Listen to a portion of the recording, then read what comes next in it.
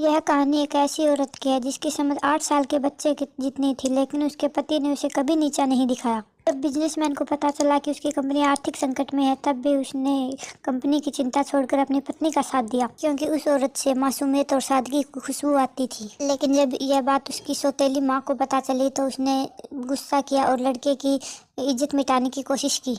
तभी वह भोली लड़की बोल पड़ी कि आपकी माँ तो बुरी लगती है। ये सुनकर माँ को गुस्सा आ गया और उसे लगा कि वह उसका अपमान कर रही है। उसकी माँ गुस्से से तिलमिला उठी, लेकिन उसके पति को लगता था कि वह उसके लिए लकी है। एक दिन जब लड़की अपने घर पे खिलौनों से खेल रही थी तो उसकी माँ ने उसे उठा लिया और बिजनेसमैन की पार्टी में ले गई ताकि उसका मजाक बन सके। सभी लोग उस पर हंसने लगे कि उसने एक पागल से शादी की है। रानी ने लड़की के सामने हड्डी फेंक दी, लेकिन अगले ही पल वह लड़की हड्डी लाकर उसकी सौतेली माँ को देने लगी और उस पर चढ़कर उसे पीटने लगी। उसी वक्त उसका पति वहां पर पहुंचा और उसे देखकर खुश हुआ कि उसकी पत्नी कितनी चतुर है। अभी सौतेली माँ ने लड़की पर इल्जाम लगाया कि उसने पार्टी का माहौल बिगाड़ दिया। तब उसका पति बोला कि अगर मेरी पत्नी खुश है तो पार्टी का माहौल बिगड़ भी जाए तो क्या गलत है। लड़की अपने पति की बातों से खुश हो गई, लेकिन उसकी माँ और तिलमिला उठी और उसने एक कमरे में ले जाकर उसको परेशान करना शुरू कर दिया। सौतेली माँ के धक्के से वह बेहोश हो गई। एक नौकरानी ने उसे फिर से हॉल में बैठा दिया। तभी हॉल में एक आदमी ने उस औरत को देखा और पहचान गया कि यह वही औरत है जिससे वह कभी शादी करने वाला था।